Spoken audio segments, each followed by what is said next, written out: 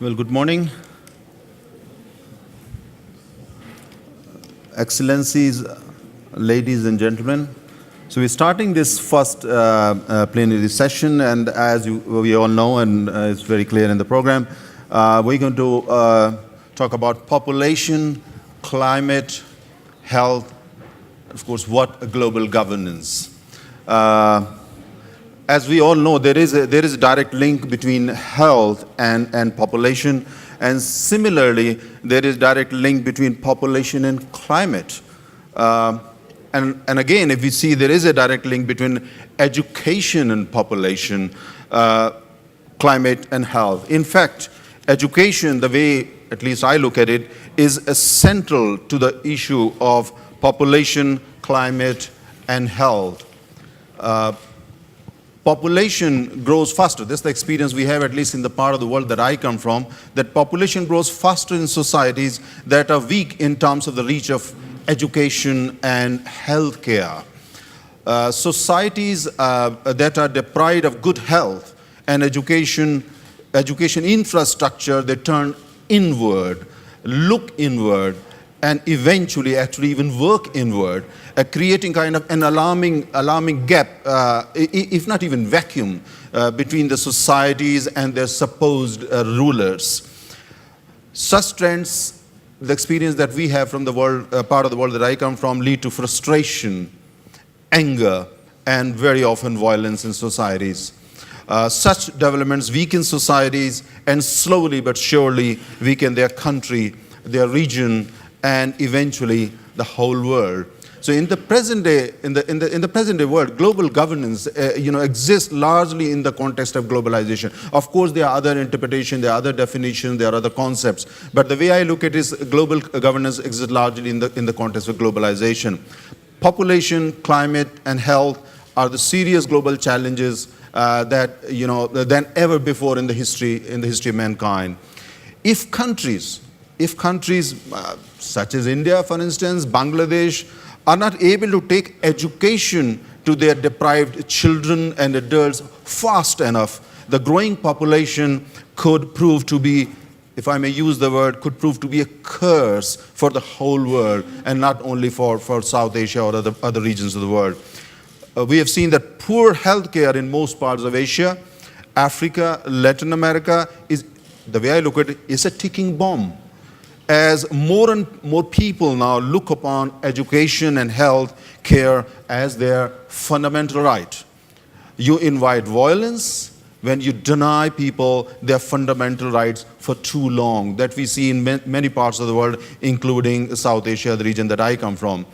It is a shame that millions still can neither read nor write in the world.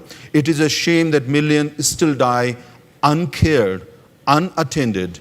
Millions don't have access to any kind of medical care.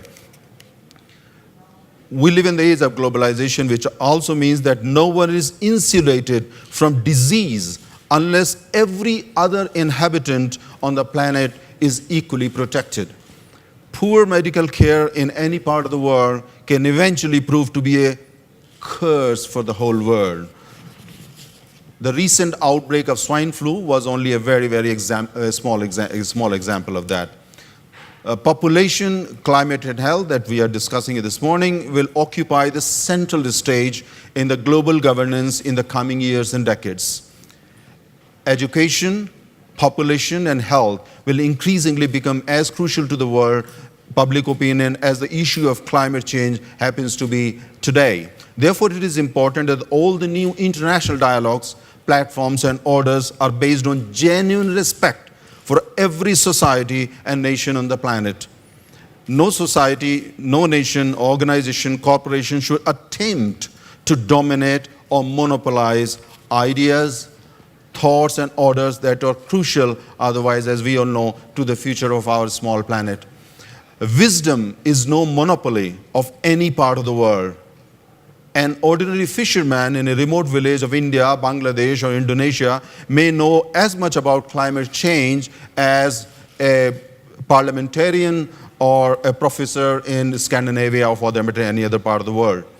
Even an illiterate in a remote corner of Latin America or Asia may hold the key to some of the gravest problems of the world.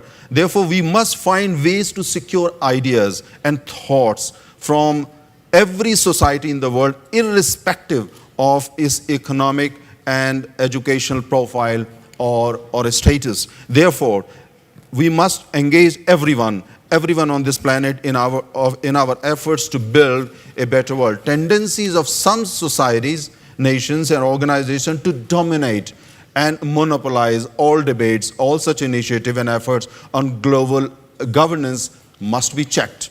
And it must become more inclusive or more participatory. Therefore, we need more independent initiatives like the World Policy Conference to help build a new world order which is based on genuine respect for each other's ideas, thoughts, faiths, beliefs, lifestyle, and civilizations.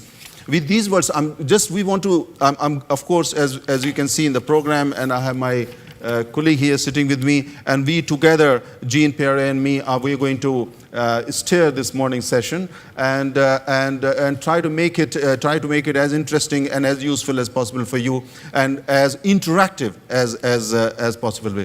Jean, Pierre, would you